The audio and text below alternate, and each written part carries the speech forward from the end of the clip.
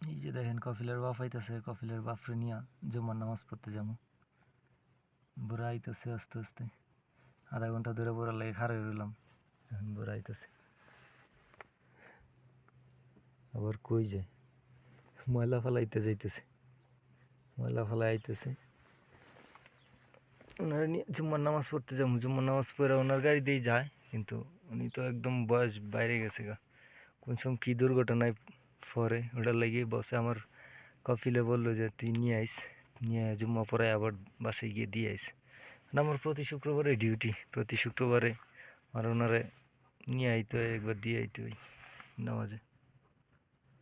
যাইতেছে আবার।